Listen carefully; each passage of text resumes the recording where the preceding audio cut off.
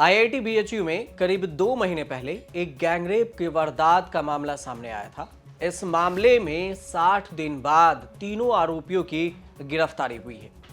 लेकिन गिरफ्तारी में बड़ा मामला तीनों आरोपियों का संबंध बीजेपी से होने का है। सबसे बड़ी बात यही है जिसको लेकर विपक्ष तरह तरह के कमेंट कर रही है और बीजेपी को घेरने की कोशिश कर रही है।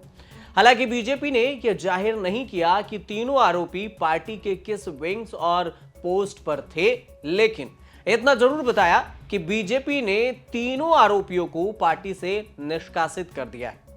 तीनों आरोपियों को अरेस्ट करने के बाद पुलिस ने उन्हें कोर्ट में पेश किया था, जहां कोर्ट ने उन्हें 14 दिन की न्यायिक हिरासत में भेज दिया है, पुलिस कस्टडी में।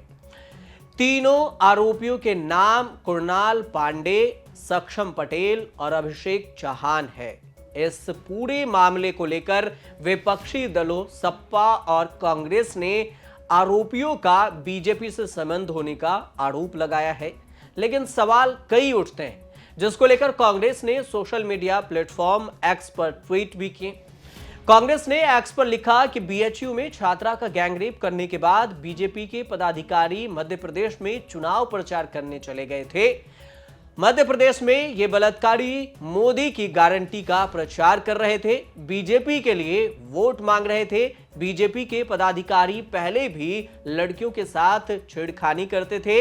इन्हें उम्मीद थी कि ये मामला भी दब जाएगा। सुप्रिया श्रीनेत कांग्रेस की प्रवक्ता है, उन्होंने क्या कुछ कहा है बीजेपी को निशाने पर लेकर, वो बयान भी सुन लीजिए। भाजपा की वाराणसी की आईटी सेल ऐसे गैंग रेपिस्ट से भरी हुई है और असलियत यह है कि वाराणसी प्रधानमंत्री नरेंद्र मोदी का संसदीय क्षेत्र है, इसलिए चुप्पी रखी नहीं जा सकती और चुप्पी तोड़नी पड़ेगी। प्रधानमंत्री को भी, जेपी नड्डा को भी और स्मृति ईरानी को भी। इसके बाद कांग्रेस के इमरान प्रतापगढ़ी ने भी एक्स पर अपना बयान दिया। उन्होंने एक्स पर लिखा कि एक और गैंगरेप के आरोपी की फोटो प्रधानमंत्री के साथ बेटी बचाओ नारे की सच्चाई है। साथ में उन्होंने प्रधानमंत्री मोदी और आरोपी की फोटो भी ट्वीट किया और कैप्शन में यह बात उन्होंने लिखी है। सपा प्रमुख और यूपी के पूर्व सीएम अखिलेश यादव ने अपने लंबे चौड़े पोस्ट में एक्स पर इस बात को लेकर बीजेपी को निशाना साधा। उन्होंने एक्स पर लिखा कि ये हैं बीजेपी के दिग्गज नेताओं की छत्र छाया में सरेआम पनपते और घूमते भाजपाइयों की वो नई फसल, जिनकी तथाकथित जीरो टॉलरेंस सरकार में दिखावटी तलाश जारी थी, लेकिन पुख्ता सबूतों और जनता के बीच बढ़ते गुस्से के दबाव में बीजेपी सरकार को आखिरकार इन दुष्कर्मियों को गिरफ्तार करना ही पड़ा।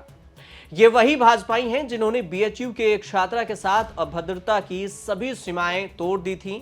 देश भर की एक एक नारी देख रही हैं कि बीजेपी नारी सम्मान के साथ कैसा मनमाना खिलवाड़ कर रही है और महिला अत्याचार, उत्पीड़न और बलात्कार के आरोपियों को बचा रही है। आगामी चुनाव में महिलाएं बीजेपी को एक भी वोट नहीं देंगी। महिलाएं ही बीजेपी के हार का कारण बनेगी।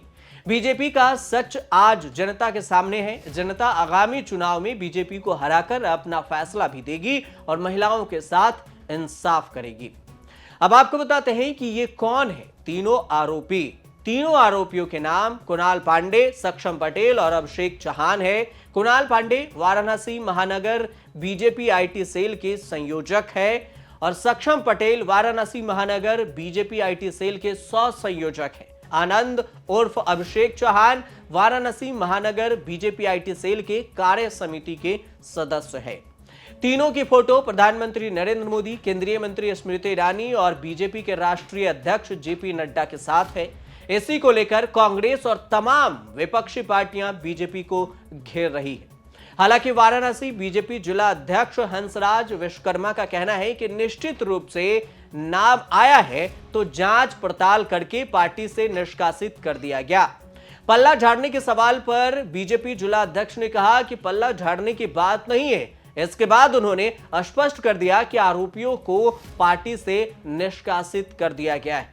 बाकी पार्टियों के निर्देश के अनुसार कार्रवाई भी होगी। सभी आरोपी वाराणसी के ही रहने वाले हैं। इसके साथ ही पुलिस ने उस बुलेट को भी बरामद किया है जिसका इस वारदात में इस्तेमाल किया गया था।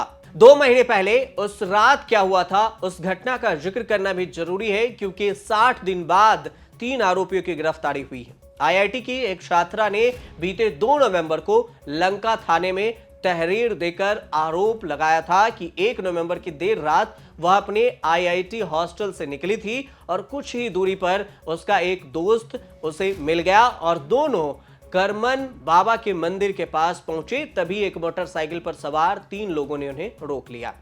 पीड़िता ने आरोप लगाया था कि बदमाशों ने उसे उसके दोस्त से अलग कर दिया और फिर उसका मुंह दबाकर उसे कोने में ले गया। गन पॉइंट पर उसे निर्वस्त्र कर वीडियो बनाया और फोटो खींचे।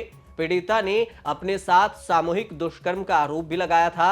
शिकायतकर्ता ने आरोप लगाया था कि बदमाशों ने करीब 15 मिनट तक उसे बंधक बनाए रखा और फिर वे उसका मोबाइल नंबर लेकर भाग गए।